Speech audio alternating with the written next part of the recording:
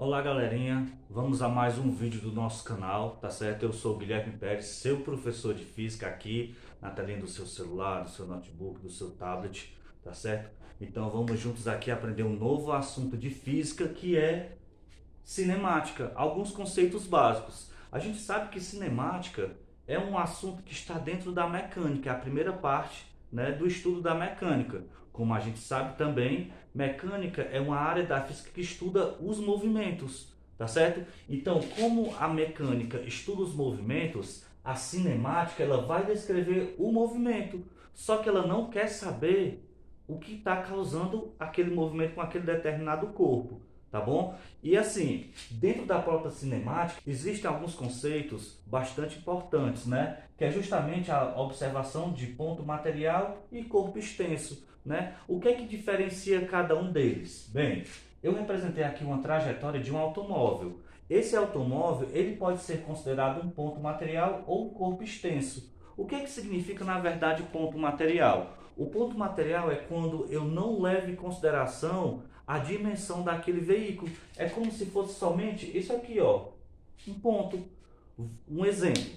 Esse automóvel ele está percorrendo uma trajetória daqui de Ubajara até Fortaleza. O tamanho da estrada é muito grande, então aquele automóvel, esse carro aqui, ele pode ser considerado como sendo somente um ponto material.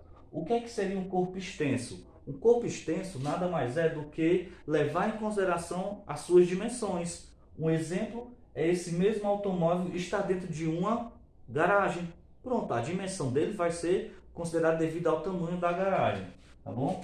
Então, para a gente analisar também o estudo do movimento, o estudo do movimento que está dentro da cinemática, a gente pode levar em consideração o referencial. O que é que seria o referencial? A gente vai levar alguma coisa como referência, que na verdade o referencial pode ser definido simplesmente como um corpo. Guilherme, como assim um corpo? É, um corpo. Que esse corpo ele vai nos ajudar a analisar outros corpos.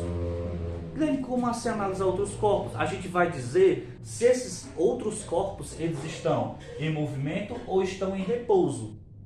Guilherme, como é que eu sei que uma coisa está em movimento ou em repouso? Tipo, se alguém perguntar alguma coisa para você, você está em movimento ou em repouso? Você vai ter que fazer a seguinte pergunta: em relação a que referencial? Tá certo? Perfeitamente. Tá bom? Então, quando eu digo que um objeto está em repouso, é porque a distância entre o objeto e o referencial que eu adotei não está mudando. Quando ele está em movimento, é porque continua mudando. Para que eu possa dizer se o objeto está em movimento ou em repouso, eu tenho que estabelecer um referencial. Esse referencial vai poder a gente analisar, né, outros corpos. Quando é que eu sei que um objeto está em repouso? Quando a distância entre ele e o objeto não está mudando. Quando ele está em movimento, é porque está mudando as posições, tá certo? Agora, outro exemplo também para definir esse referencial. Você está em seu veículo. Pronto. Você está no seu veículo e você está aqui no banco do passageiro e você tem seu pai aqui dirigindo aqui o carro. Em relação ao seu pai, você está em movimento ou em repouso?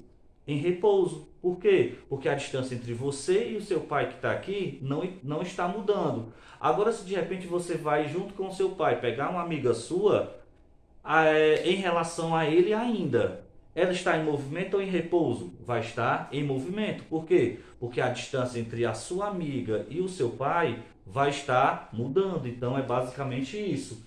E é tão importante essa questão de referencial, pessoal. Por quê? Porque ele vai nos ajudar a localizar o objeto, vai nos ajudar a ver o tipo de trajetória dele, a velocidade e a aceleração. Então esse é o conceito bem básico e agora a gente vai analisar em relação à velocidade, tá bom?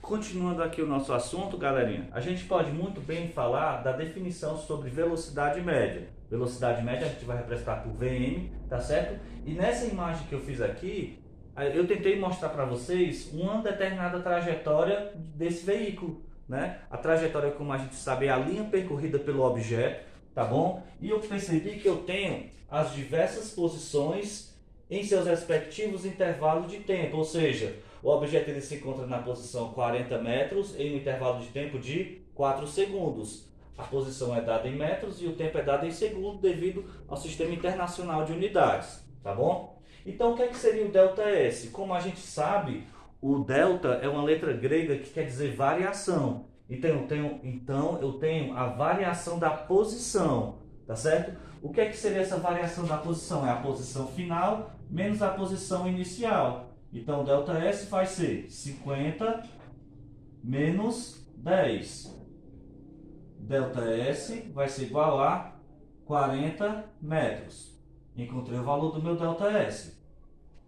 O valor do meu ΔT vai ser basicamente a variação do tempo, do mesmo jeito que eu fiz aqui, ó. ΔT igual. Quem é o tempo final? É onde eu tenho a posição final, então é 5 segundos. Menos tempo inicial é 1 segundo. Então, ΔT igual a 4 segundos. Pronto. Guilherme, eu encontrei a variação da posição e a variação do tempo.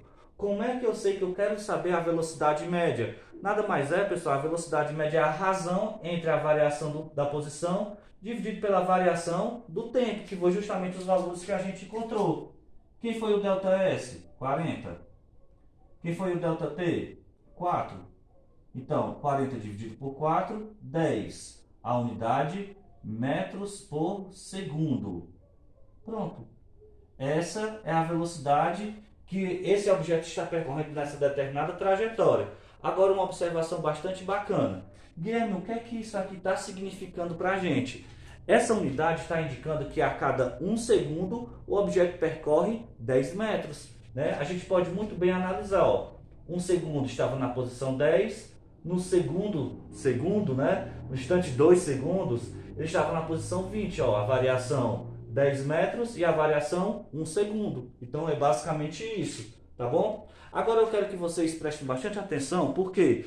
Porque na verdade a velocidade ela pode vir em duas unidades, certo? Ela pode vir mostrada em quilômetros por hora ou em metro por segundo. Na maioria das vezes a gente sabe que no velocímetro de moto, de algum automóvel, vem em quilômetros por hora. Mas no Sistema Internacional de Unidades, a unidade padrão, metro por segundo. Guilherme, tem como eu mudar de uma para outra? Sim. O que é que eu quero que vocês observem? Se eu quero mudar de quilômetros por hora para metro por segundo, eu vou pegar e dividir o valor por 3,6. Se eu quero fazer o contrário, aqui, eu vou pegar simplesmente e multiplicar por 3,6. Pronto. Então é basicamente isso. Se você quiser, na verdade, comprovar realmente se você está certo ou não, vamos fazer o seguinte exemplo. Eu quero transformar o valor de 72 km por hora em metro por segundo. Pronto. Eu quero transformar essa velocidade aí. Só que eu percebo o seguinte. A minha velocidade está aqui, eu quero que ela venha para cá, a unidade. Então eu vou ter que pegar 72 e dividir por 3,6. Eu tenho um número inteiro dividido por um número decimal. Tira a vírgula, acrescenta um zero. 72 dividido por 36 dá 2. 2 vezes 6, 12. Para 12, nada. Vem 1 para cá. 2 vezes 3, 6. 6 mais 1, 7. Para 7, nada. Baixei um 0, 0 e 0 aqui, ó. Pronto.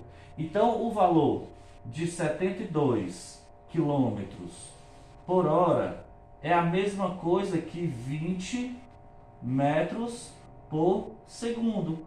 Pronto, galera. Então, esse foi o nosso vídeo bem básico, tá certo? Do nosso canal em relação ao estudo da cinemática. Vamos continuar com novos vídeos, tá certo? Em relação ao estudo da cinemática, tudo bem? Então, não esqueça de compartilhar e curta o nosso canal e se inscreva, tá bom? Valeu, galera. Tudo de bom.